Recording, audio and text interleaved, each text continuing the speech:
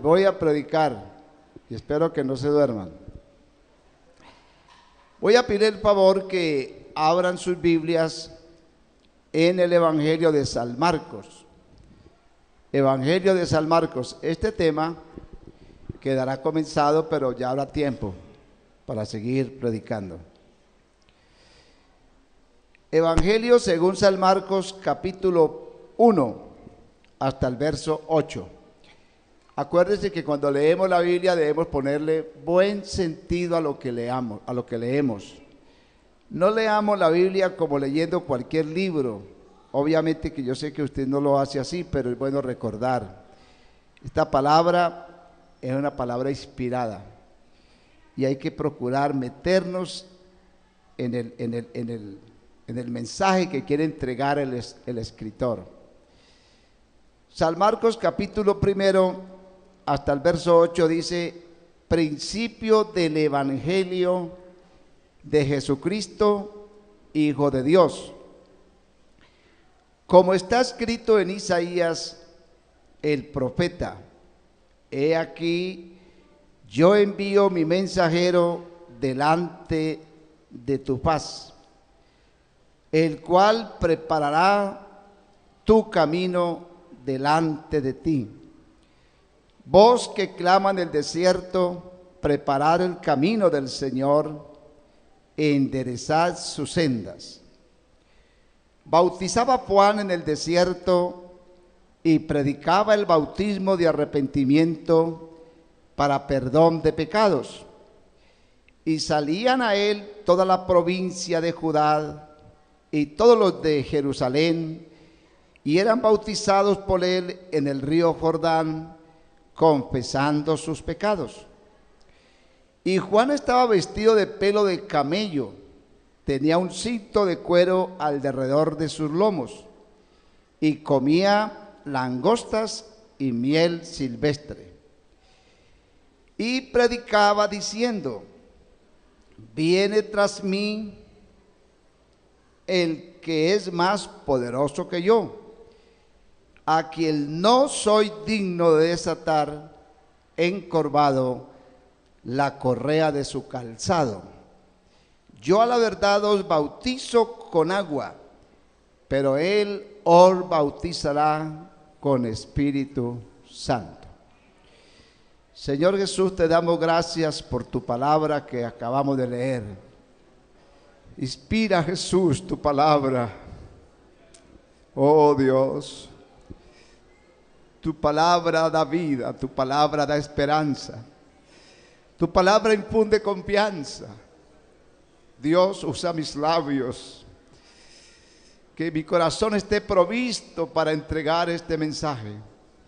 Abre los corazones de los que están aquí, Jesús, por tu gracia, para que esta palabra impacte sus vidas. Aleluya. Y cumpla el propósito por el cual tú has permitido que esta mañana se predique tu palabra. En el nombre de Jesús. Alabado sea tu nombre, Santo Dios. Amén. Gloria a Jesús. Tenga la bondad de sentarse, hermanos. Y voy a continuar con los temas que hemos venido tratando hasta que esto, en lo posible, nos quede suficientemente claro. Porque yo soy un convencido que si el pueblo cristiano entendemos esto, nuestra vida cristiana va a ser una vida, digamos, de mayor fruto, de mayor bendición, de mayor liberación, y vamos a disfrutar más lo que es ser cristiano. Porque puede ser que tenga una equivocada percepción, pero a mí me parece que muchos cristianos no son felices. Bueno, y es que igualmente no todos tenemos que ser felices, pero hay que procurar la felicidad. Y sobre todo nosotros tenemos motivos muy poderosos para ser felices. No como el mundo.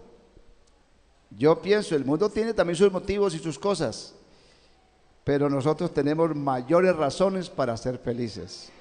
Deberíamos, ¿verdad?, buscar ser feliz en lo que creemos, en lo que vivimos, para no ver como una camisa de fuerza, como una regla, como decía Danielito, como alguien cree que esto es un mandato de hombres, de imposiciones, de prohibiciones, porque yo nunca he entendido así el Evangelio. Yo siempre he entendido el Evangelio como un mensaje que dignifica a la persona y que la libera. El esclavo no puede actuar por sí mismo, el que es libre sí puede actuar por sí mismo. Y una de las virtudes del Evangelio es que nos libera. Conoceréis la verdad, y solo la verdad nos hará libres. Y una persona libre es feliz. Es feliz. Los que están en las cárceles, ellos no son felices porque ellos no tienen libertad. Buscarán cómo serlo, pero los que son libres, no solamente de rejas físicas, sino libres de culpas, libres de conciencia, libres de ataduras, libres de... Esas son personas felices, que pueden ver las realidades y viven en otro mundo que ellos mismos por la fe han provisto. Amén. Entonces, entender la doctrina del pecado. ¿Cuál es el tratamiento que en realidad Dios ha hecho al pecado desde tiempos inmemoriales? Porque son doctrinas que se remontan desde el principio. Dios comenzó a revelar su plan salvífico, su propósito. Y los que lo hemos entendido y los que lo entiendan, pues vamos a poder vivir en ese propósito de Dios. Y vivir en el propósito de Dios equivale a vivir feliz, porque hemos encontrado lo más grande en la vida, que es conocer cuál ha sido, verdad, la voluntad de Dios para nosotros.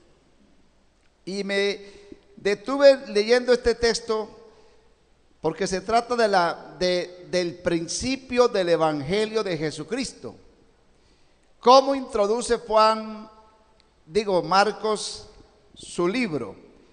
El principio del Evangelio de Jesucristo, Hijo de Dios.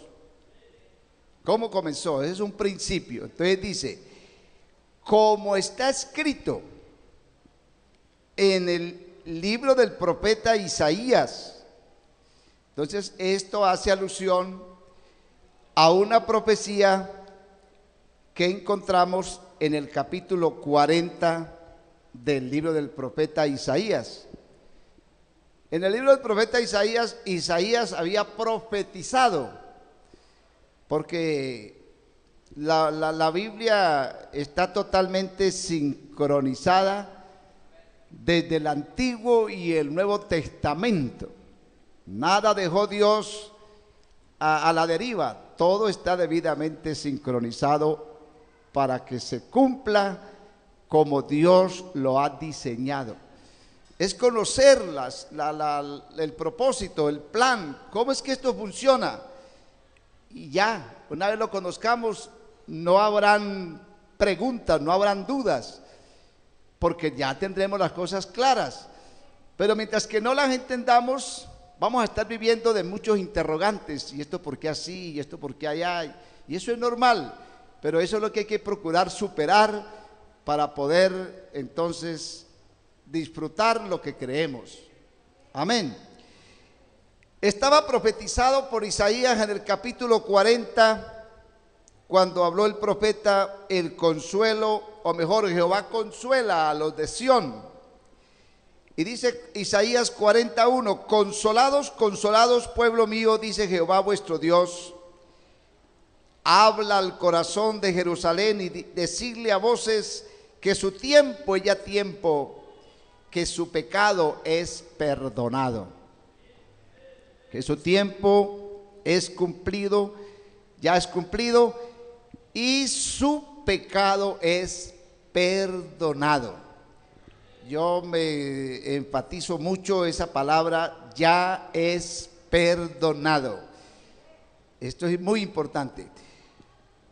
Es perdonado que doble ha recibido de la mano de Jehová por todos sus pecados.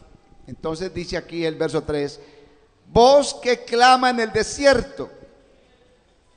Esa voz que clama en el desierto es una voz profética que aún no clamaba todavía, pero que iba a clamar, y está haciendo referencia a la voz de Juan.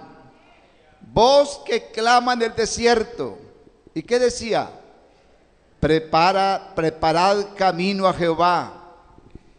Enderezad calzada en la soledad a nuestro Dios.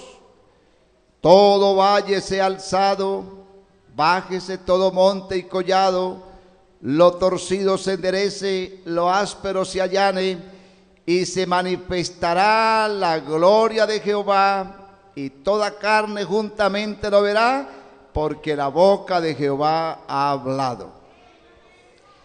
Voz que decía, da voces. Y yo respondí, ¿qué tengo que decir a voces? Que toda carne es hierba, toda carne es hierba, y toda su gloria como la flor del campo, que la hierba se seca y la flor se marchita, porque el viento de Jehová sopla sobre ella, ciertamente como hierba es el pueblo. Séquese la hierba y marchítese la flor, mas la palabra del Dios nuestro permanece para siempre. Juan entonces es el que va al desierto, es el que va al desierto a enderezar lo torcido, lo áspero se allane, lo alto se baje, lo bajo se suba. Es decir, es aparejar un camino, abrir un camino. Y todo esto tiene que ver con la doctrina del arrepentimiento. Lo torcido, lo áspero, lo alto, lo bajo, arreglemos, aparejemos el camino, porque ahí es donde se va a manifestar la gloria de Jehová. Cuando los hombres se arrepienten, cuando los hombres de veras se convierten a Dios de corazón, ahí es donde Dios manifiesta su gloria. Pero antes tiene que haber un arrepentimiento, tiene que haber un reconocimiento. Y claro, Dios viene trabajando con nosotros, pero Dios quiere manifestar su gloria en plenitud de nuestras vidas. Entonces, esta escritura profética es, volviendo a San Marcos, la que está haciendo referencia aquí. Como está escrito en Isaías, el profeta, he aquí envío mi mensajero delante de su paz, el cual preparará tu camino delante de ti. Entonces vos que clama en el desierto, preparad el camino del Señor y enderezad sus sendas. Ese era el mensaje de Juan: enderecen las sendas, organicemos, ya va a manifestarse en esta tierra la gloria de Dios, se va a manifestar.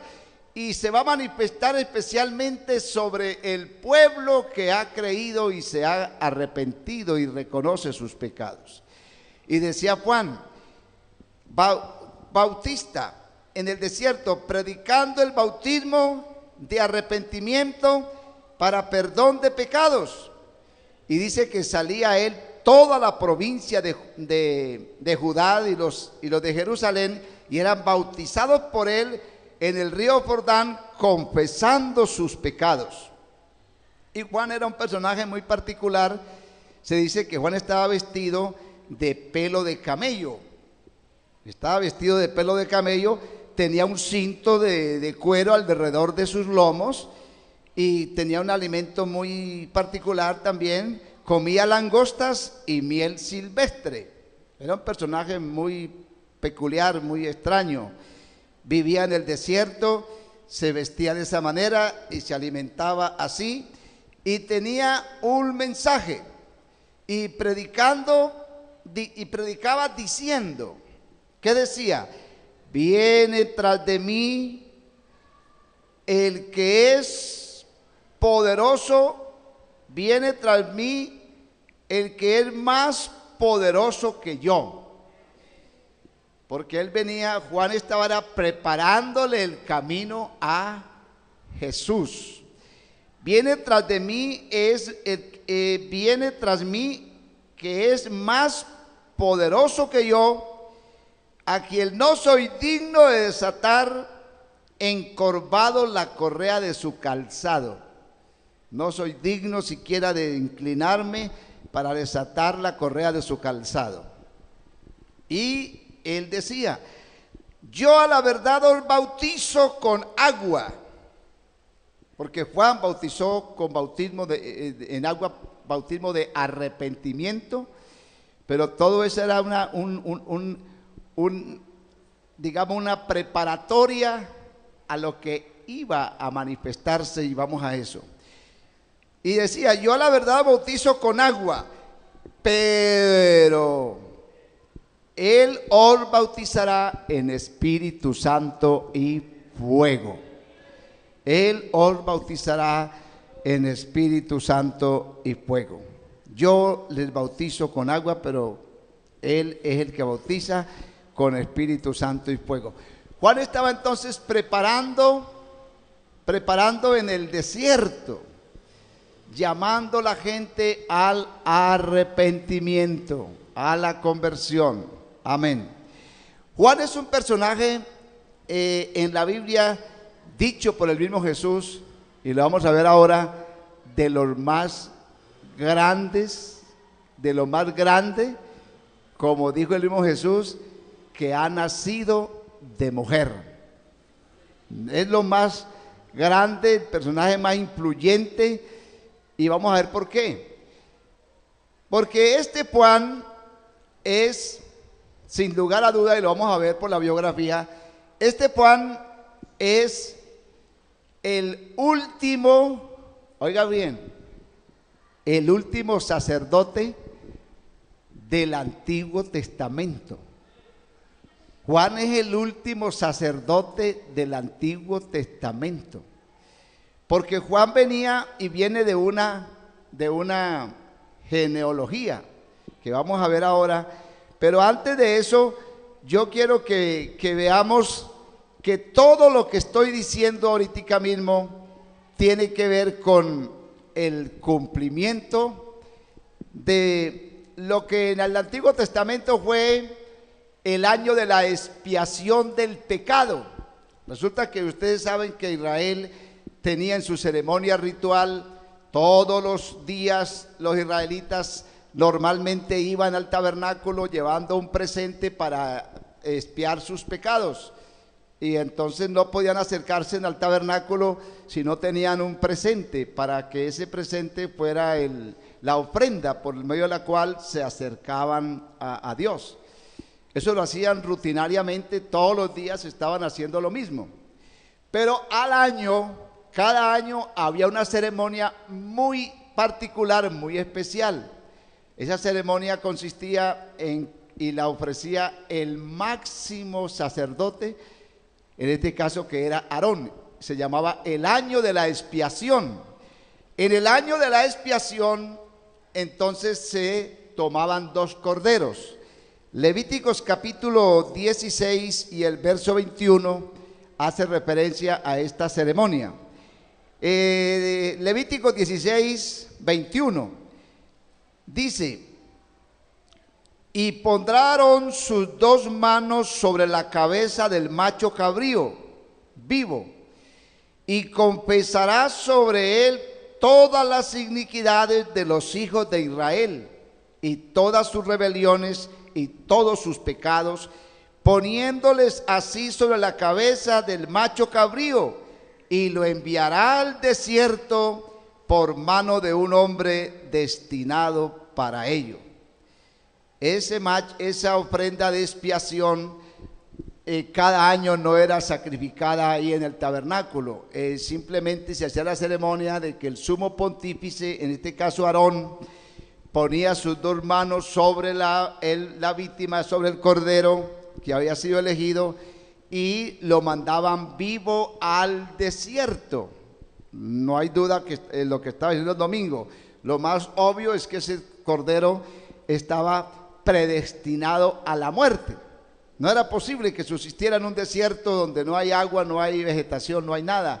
Pero así decía la ley: mándenlo al desierto, pero en sí había sido antes cargada toda la culpa del pueblo de Israel, porque habían sido colocadas las dos manos, queriendo decir que se trasladaba toda la iniquidad del pueblo sobre ese cordero, y ese cordero estaba ya, como dije, predestinado a morir. El verso 30 de este capítulo dice: porque en este día se hará expiación por vosotros, y me gusta mucho lo que sigue, y seréis limpios de todos vuestros pecados delante de Jehová. Esa era una ceremonia bien importante, porque fíjese lo que hacía: se declaraba limpio de todo pecado delante de Dios a todo el pueblo de Israel. Pero un estudioso de la Biblia, haciéndole seguimiento a estas profecías tan figurativas, tan llenas de contenido, que esto es lo que enriquece la fe y lo que nos hace, ¿verdad?, ser felices, conocer estas raíces de nuestra fe. Esto tiene que ver ese hombre que estaba preparado, destinado para eso. Yo no sé cómo lo harían, pero si era por turno, que le decían: bueno, este año fulano de tal va a llevar el cordero al desierto. Había un hombre preparado para eso, que se fuera al desierto a llevar el cordero, y tenía que ir al desierto y él también sufrir un destierro de alguna manera, porque debería introducirlo bien adentro del desierto, donde el cordero no tenía otra que morir, porque no podía regresar, y el que lo llevaba pues simplemente tenía que adentrarse allá en el desierto. Pero es importante esto, porque esta figura es la que yo veo en Juan.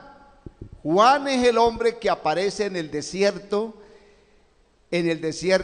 introduciendo al cordero. Juan es el tipo, el hombre que le toca esa grande misión de introducir a través del desierto. Juan se va al desierto, pero ese hombre no puede ser un hombre cualquiera, tiene una particularidad. Es un hombre que no hay duda, con solo ver a Juan, yo creo que ya era impresionante ver su vestimenta, ver su autoridad, ver su carácter, ver cómo se alimentaba, ver cómo vivía en el desierto. Allá estaba Juan en el desierto, y él tenía esa voz: yo soy la voz de uno que clama en el desierto, preparad camino a Jehová y enderezad las sendas. Y llamaba a la gente al arrepentimiento, y no de cualquier manera, porque a unos hasta les decía cuando llegaban a él: generación de víboras, hijos de culebras, ¿a usted quién les enseñó a huir de la ira venidera? Hagan pues frutos dignos de arrepentimiento. Este Juan es el último sacerdote, decía yo, y vamos a ver por qué Juan es el último sacerdote. Porque realmente era descendiente de sacerdote. En la carta, creo que es de Juan, vamos a ver el Evangelio de San Lucas. El Evangelio de San Lucas, el capítulo 1. Ustedes saben que Juan fue hijo de Elizabeth y de Zacarías, su padre. Y todo lo que se ve en torno al nacimiento de Juan es muy, muy importante. San Lucas capítulo 1 y el verso 5 dice: hubo en los días de Herodes, ya esto está en el Nuevo Testamento, ¿no? Hubo en los días de Herodes, rey de Judá, un sacerdote llamado Zacarías, es el padre de Juan. Zacarías, de la clase de Abías. Y su mujer, Elizabeth, era de los hijos de Aarón y se llamaba Elizabeth. Su mujer era de las hijas de Aarón. O sea, la mujer de Zacarías era de las hijas de Aarón, que viene a ser la madre de Juan. O sea que Juan tiene un linaje sacerdotal y es el último sacerdote del Antiguo Testamento. Estudiar la vida o la biografía de Juan es muy importante. Trasládese a Mateo capítulo 13 y vamos a ver allí algo muy importante también respecto a lo que el mismo Jesús dice de Juan. San Mateo capítulo 13, entonces dice la escritura, San Mateo capítulo 11 y el verso 10. San Mateo capítulo 11, verso 10 dice, porque este es de quien está escrito. Eso se reitera mucho en los evangelios porque es muy importante. Cuando hay tantas cosas que se aclaran tanto es porque se quiere decir algo que no es fácil y hay que persistir hasta que se entienda eso porque es importante entenderlo. Entonces dice, he aquí este es de quien está escrito, he aquí yo envío mi mensajero delante de su paz. Juan fue primero que Jesús. Los críticos bíblicos dicen que 6 meses mayor que Jesús fue Juan, porque vino adelante. Y así estaba ya pronosticado que él vendría adelante de Jesús. He aquí yo envío mi mensajero delante de su paz, el cual prepara tu camino delante de ti. Entonces dice, está hablando Jesús aquí, ¿no? De cierto digo, entre los que nacen de mujer, no se ha levantado otro mayor que Juan Bautista. No se ha levantado otro mayor que Juan Bautista. Pero el más pequeño en el reino de los cielos, mayor es que él. El más pequeño en el reino de los cielos. Ahí hay algo muy importante porque está terminando una era sacerdotal, digamos, de rituales de la ley, y se está introduciendo el reino. Óigase bien, esto ya no va a ser más cosas legalistas, sacrificios y cosas, se está introduciendo un reino espiritual, porque ya lo que Juan había dicho, yo les voy a bautizar en agua, ese es un acto ritual como lo que hice ahora y es importante, pero el que viene tras de mí es más poderoso que yo porque él es el que trae la vida, la parte espiritual, que es lo esencial. Es verdad lo que produce el verdadero cambio, la transformación, la regeneración verdadera en el hombre es la obra del Espíritu. Por eso Juan hace énfasis en eso. Yo llego hasta ahí, pero espero un momento, porque es que vamos a introducir el reino, y en el reino de Dios no se puede entrar sino a través de el nacimiento del agua y del Espíritu, y vamos a ver eso ahora. Entonces dice, de cierto digo, entre los que nacen de mujer, bueno, pero el más pequeño de los cielos, mayor es que él. El más pequeño en el reino de los cielos es mayor que Juan, porque terminaba una dispensación de la ley y comenzaba la dispensación de la gracia y comenzaba a establecerse el reino de Dios en la tierra. Entonces, el más pequeño, fíjese el privilegio que nos ha tocado a nosotros si lo entendiéramos, como tanto le decía Jesús a los judíos, si entendieras, y a la mujer, si entendieras, porque esto es de entendimiento, esto es de razonar.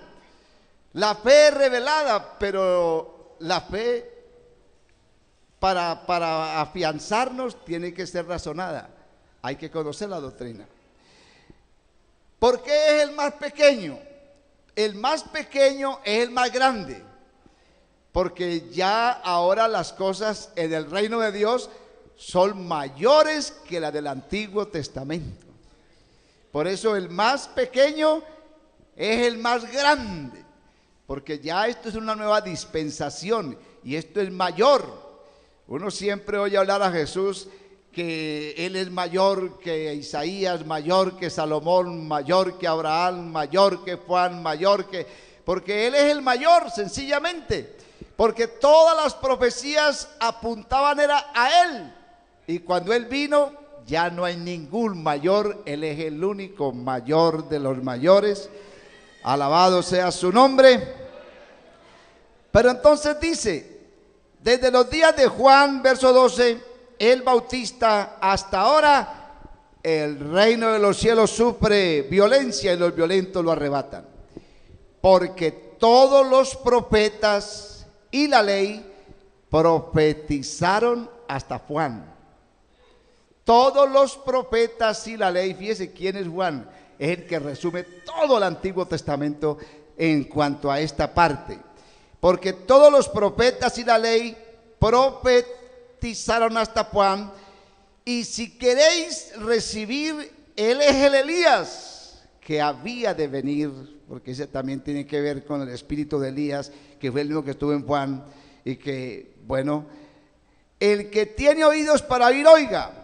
Mas, ¿a qué compararé esta generación? Bueno, entonces, estamos diciendo, Juan Bautista es el último sacerdote del Antiguo Testamento, amén, y es descendiente de Aarón, descendiente de Aarón.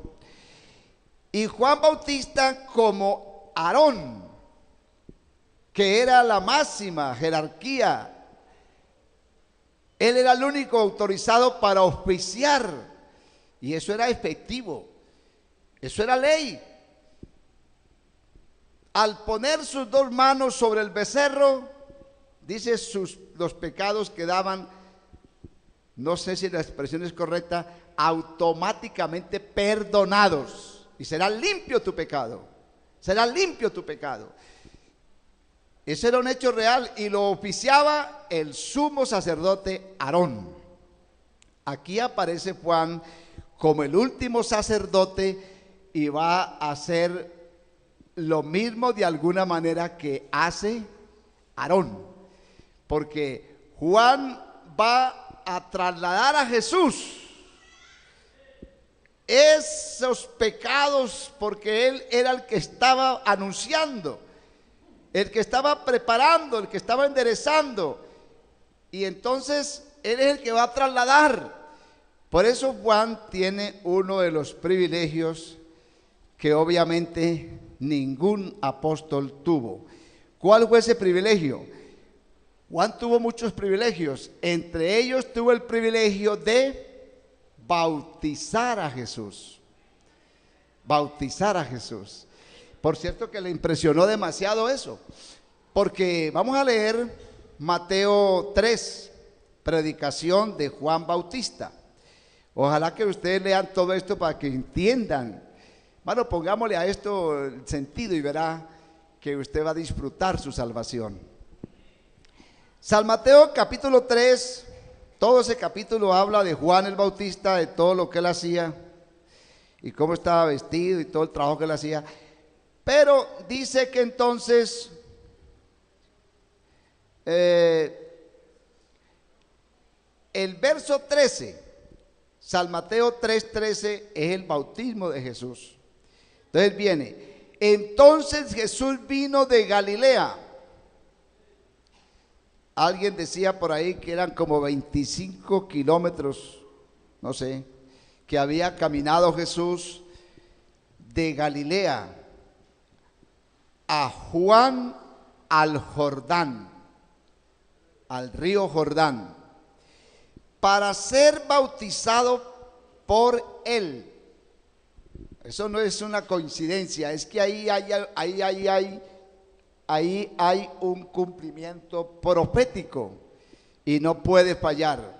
Eso ya estaba predestinado porque Dios no improvisa, eso creo yo. Las cosas de Dios están en su designio, en su soberana voluntad, en su anticipado conocimiento.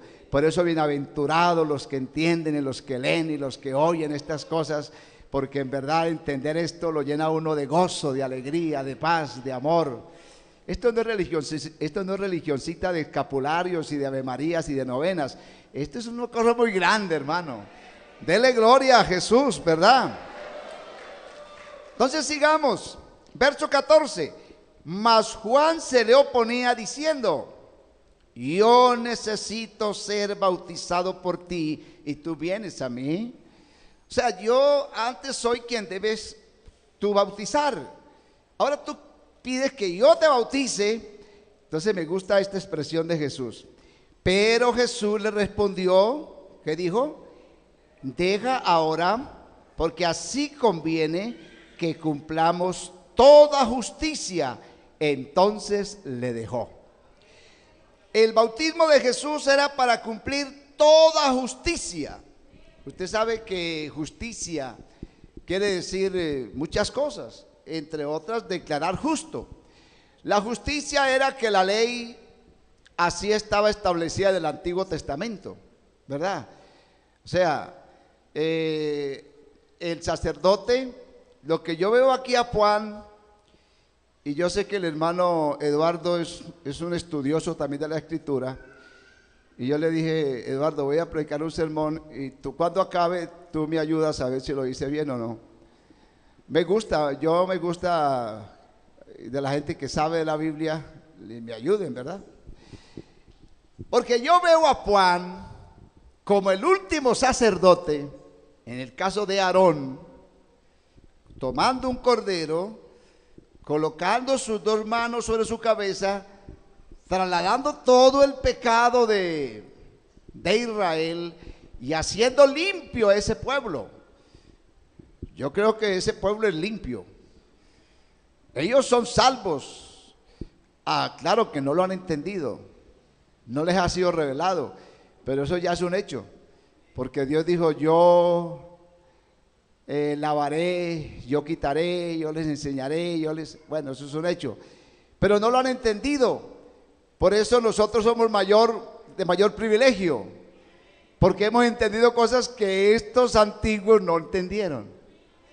Porque no era el tiempo, y además porque se rebelaron, y porque Dios tenía así en su misericordia que apareciéramos los gentiles, que no teníamos nada que ver, haciendo parte de esta obra salvífica. Yo veo a Juan como el último sacerdote descendiente de Aarón. Por eso es que hay que, dice Jesús, se cumpla toda justicia, porque esto no puede fallar. Es que dice: ni una tilde, ni una jota de lo que es la ley puede fallar. Esto es una cosa precisa, que la salvación es una obra perfecta. ¿Usted cree que cuando Jesús dijo consumado es, se terminaba de realizar la obra más grandiosa que se ha hecho en la tierra? La obra más grandiosa que se ha hecho en la tierra es redimir, liberar de la esclavitud, que un pueblo que es la iglesia de Cristo pueda proclamar estas verdades del Evangelio, porque le han sido reveladas por el Espíritu Santo. Esto es lo más grande. Alabado el nombre de Jesús. Entonces yo veo a Juan haciendo ese traslado. Ahí está Jesús, porque allí nosotros somos salvos, y hay dos efectos importantes en la obra salvífica. Les decía, estoy contento porque me he dedicado a estudiar y le pego unos gritos a mi esposa, pero no gritos de esos que usted cree, gritos de alegría, de gozo, y le digo: mija, hay revelación y revelación. Y ella: ¿qué, mijo? Contame. Porque ella se pone por ahí a hacer el almuerzo y yo a estudiar. Y esto es encarretador. Créame que sí. No hay nada como cuando uno comienza a ver con la luz del Espíritu. Esto los llena, los satisface. Y uno quisiera como que todos le entendieran lo que quiere decir.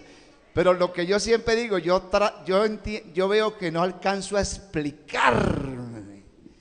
Pero poderoso es Dios, que hará que los que pongan los oídos atentos a la final acaben entendiendo estas grandezas, porque entonces el evangelio en su vida en verdad será un mensaje único y habrá una razón poderosa para vivirlo y proclamarlo y sentirse feliz, no un cristiano por ahí amargado, lleno de resentimiento, no, cristiano feliz, aleluya.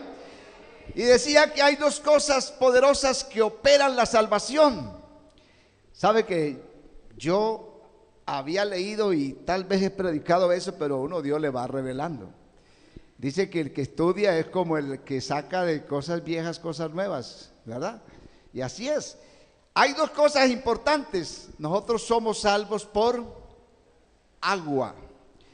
En este bautismo de Jesús, nosotros estamos representados. En este bautismo, porque Jesús no se bautizó por lo que nosotros nos bautizamos. Nosotros, ¿por qué nos bautizamos? Porque reconocemos y en obediencia lo hacemos, que el pecado debe ser perdonado, porque el agua es un tipo de figurativo de limpieza, purificación, el agua, ¿verdad? Pero Jesús no se bautizó porque tuviera pecados. Jesús no tenía pecado, pero Él se bautizó, y cuando Jesús se bautiza, yo creo que también yo fui bautizado ahí. Y lo que yo hago ahora es un acto de obediencia a algo que ya pasó, porque la salvación no es que apenas va a ser, eso ya está. Entonces yo creo que ese bautismo de Jesús fue también mi bautismo. Y voy a decirle por qué. Jesús viene a la tierra y me llama la atención. En Juan, primera de Juan dice: este es Jesús que vino mediante dos cosas importantes. Vino mediante agua. Primera de Juan capítulo 5, el advenimiento de Jesús. Primera de Juan capítulo 5 dice: este es Jesucristo, dice Juan, que vino mediante agua y sangre. Y dice, no mediante agua solamente. Mira, hay dos cosas fundamentales que operan en la obra salvífica. La una es el agua y la otra es la sangre. Esas dos cosas tienen que ser aplicadas en nosotros. Jesucristo, que vino mediante agua y sangre, y no mediante agua solamente, sino mediante agua y sangre. Jesucristo vino mediante agua y sangre, porque los primeros actos que Jesús practica es el agua del bautismo. Lo primero que Él le pide a Juan es: bueno, vamos a cumplir toda justicia.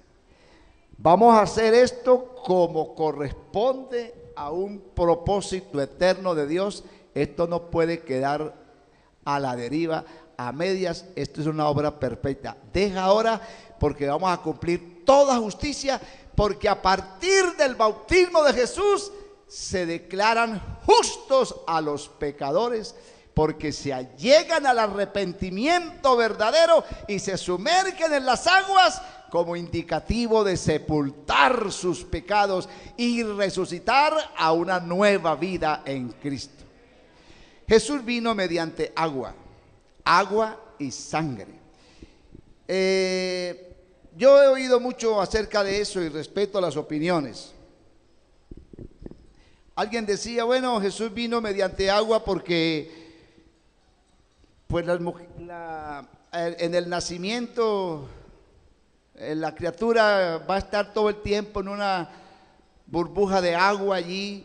Entonces, claro, nació normalmente. Y bueno, yo también pienso que eso es así, ¿verdad? Pero mediante agua yo creo que tiene que ver es el acto del bautismo, mediante agua y sangre. Porque esas son las dos testimonios y las dos realidades de la salvación: el agua y el bautismo. Y lo entiendo yo tanto Cuando leía en la carta del apóstol Pedro, hay algo importante. En el capítulo 3 de la carta de Pedro, ya voy terminando, dice, verso 20, esa agua que condenó a la generación que no le creyó a Noé, esa agua que los condenó. ¿Por qué? Porque se ahogaron y solo 8 personas se salvaron, porque es agua que condena si no se aplica, también salva si se aplica. O sea, si usted dice, yo no me bautizo, porque yo, ¿por qué me voy a bautizar? Usted se condena y se ahoga. Pero si usted dice, sí, eso hay que hacerlo, porque Jesús vino mediante agua, tengo que bautizarme para poder hacer lo que Jesús hizo, porque Él dice, ejemplo yo os he dado, para que como yo hice, vosotros también hagáis. Él lo hizo para dar ejemplo. Y fíjense lo que dice Primera de Pedro 3, verso 20. Los que en otro tiempo desobedecieron. ¿Quiénes fueron los que desobedecieron en otro tiempo? En los días de Noé. Los que en otro tiempo desobedecieron cuando una vez esperaban la paciencia de Dios en los días de Noé.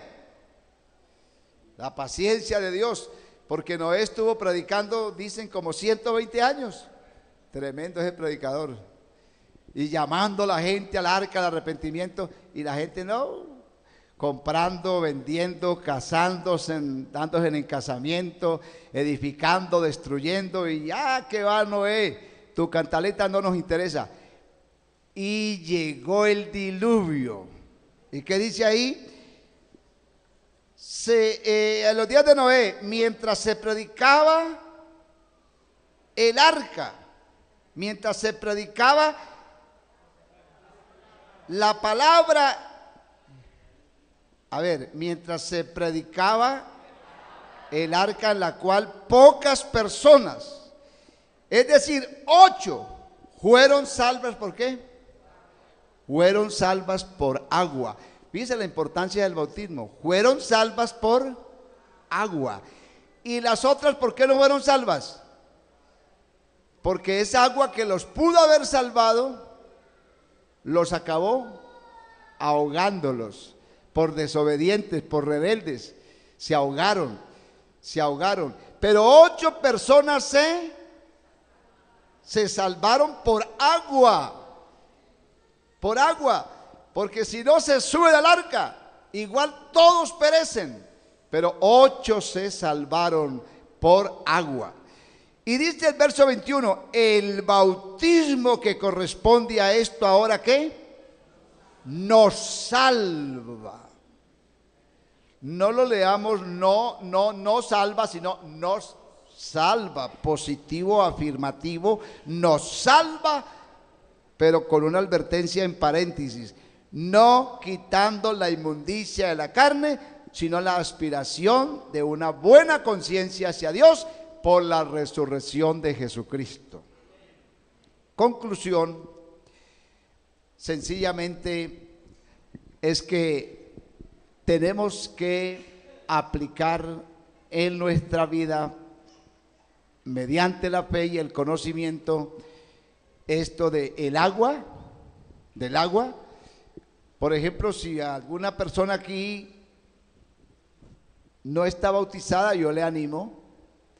Esto del bautismo no es una cosa inventada de nosotros.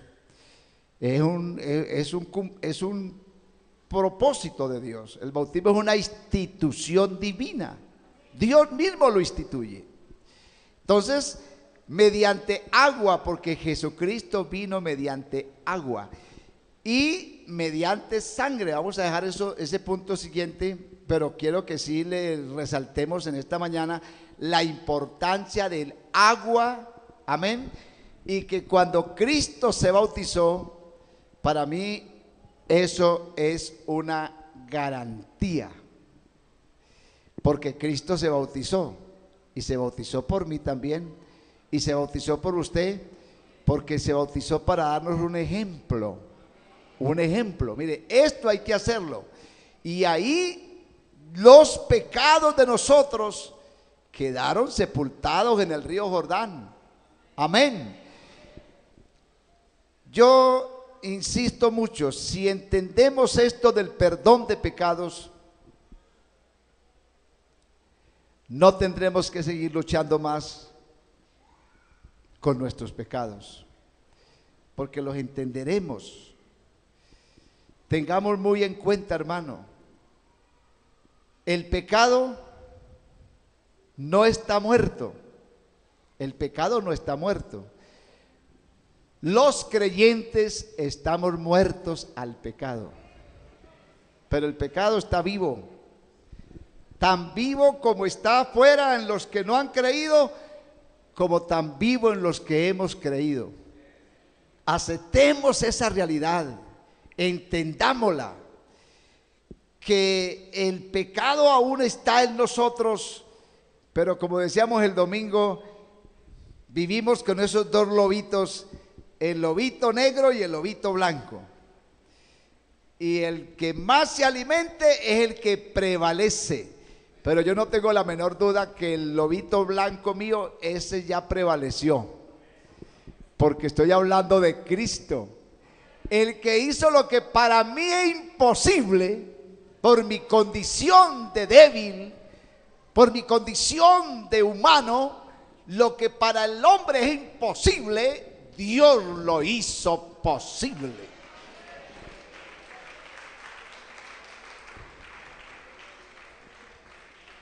Yo nunca he creído que voy a ser salvo. Yo siempre he creído que soy salvo. Yo no he creído que voy a ir al cielo. Esto suena como petulante, como ignorante. Yo no sé cómo lo escuche usted, pero es mi convicción. Por favor, respétemela. Y es mi convicción, y esto es lo que me ha hecho a mí feliz, porque yo no creo que voy a ir al cielo. Yo ya en la fe y en lo que leo, entiendo que Cristo me hizo sentar en lugares celestiales. Bueno, ¿usted sí cree que una persona que entiende eso le va a estar dando mente al pecado aquí? Que va a estar queriendo, aunque ahí está el adulterio, recuerde esa listica negra, no se olvide de esos pecados, es mejor que los reconozca y diga, esto es muy grande, ¿cómo así que este pecado ahí metido, ahí, y yo tranquilo, y yo nada, y yo fresco, y yo en Cristo, pues qué culpa, ¿cierto? Si es que esto quedó tan bien hechecito, esto quedó perfecto. Pero, no traten los fariseos, el tratamiento que le daban al pecado era muy traumático, porque ellos tenían que vivir esclavos de muchas cosas, de lavarse las manos, de preceptos, de ordenanzas, de leyes, porque sentían que solo eso los satisfacía. Solo eso los hacía tener paz cuando hacían algo, y si no hacían nada se sentían culpables y se autocondenaban a sí mismos porque siempre quisieron hacer algo por ellos mismos. Y esto no es de hacer nada por mí mismo, esto es de creer en el único que hizo lo que yo no puedo hacer. Pero sí hay una realidad. Y me gusta mucho cuando Jesús les dice: hipócritas, fariseos, ustedes no entienden nada. Ustedes creen que el problema es de afuera hacia adentro. Nunca van a poder superar esa situación. Es que el problema está de adentro hacia afuera. ¿Por qué?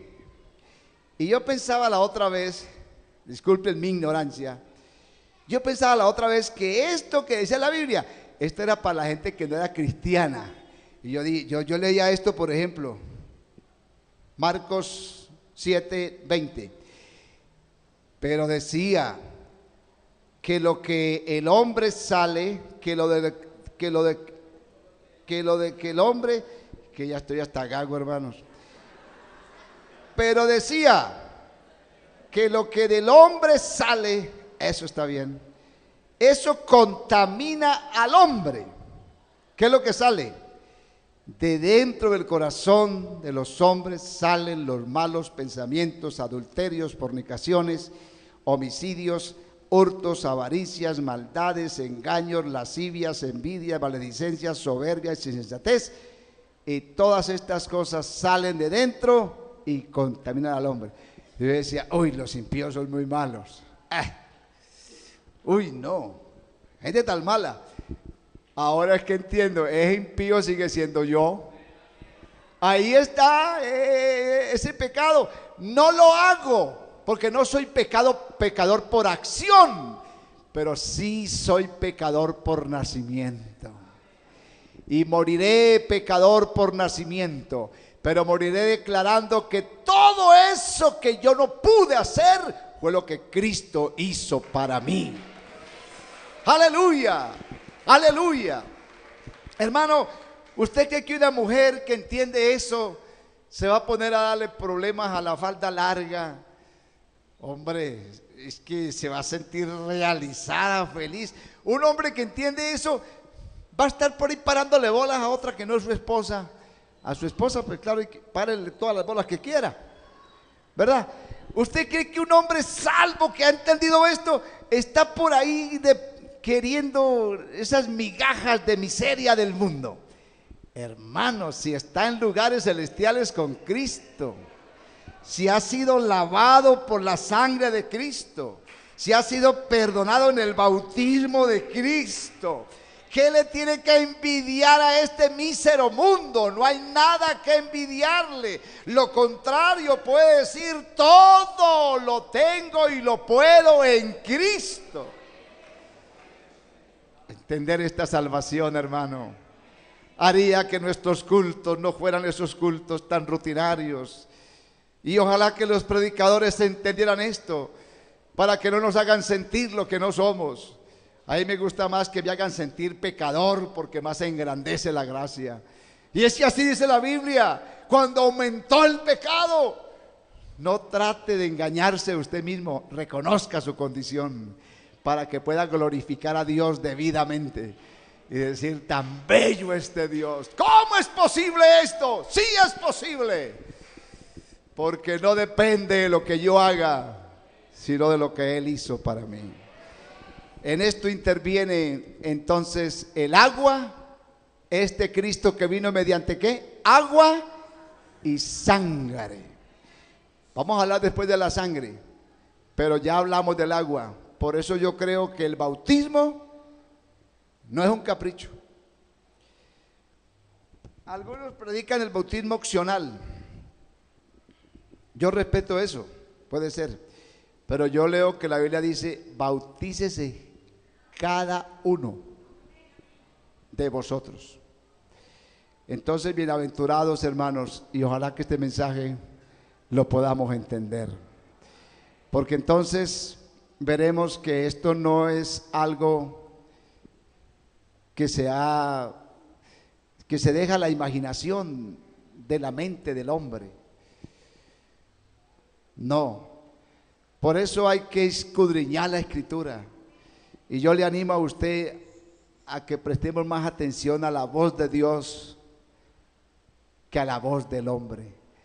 ¿A quién estamos escuchando? Hoy en día la gente está escuchando más al hombre que a Dios. Por eso no han podido ser salvos, porque los hombres nos ponen atadura, nos ponen carga, nos ponen religión, nos ponen en situaciones de impotencia. Amén. Pero cuando Dios nos habla en términos de grandeza, de poder, de soberanía, de gracia. Aleluya. Para decirnos que realmente no es que vamos a hacer, es que ya somos. Dejo ahí ya suficiente, ¿cierto? Suficiente. Bendito sea Dios. Usted quiere, hermano, darle gracias a Dios esta mañana, ponerse en sus pies y darle gracias a Dios en una oración. Hermanos, que Dios nos revele su palabra. Yo creo que es una necesidad bastante interesante en la iglesia hoy. Que podamos escuchar no tanto la voz del pastor, más bien la voz de Dios. Y si el pastor nos habla en la voz de Dios, entendamos ese mensaje, si es de Dios. Tengamos discernimiento para que podamos en verdad lograr nuestras metas. Soberano Dios, te damos gracias esta mañana. Jesús, solo tu gracia nos ha hecho merecedores. Gracias por el bautismo, gracias por tu muerte. Gracias por tener esta palabra que ha sido reservada por los siglos de los siglos y por los que la predican bajo la unción de tu Espíritu, las que nos los enseñan. Jesús, gracias por los que abren el corazón y la entienden y perciben este mensaje para sus vidas. Gracias, soberano Dios. Gracias.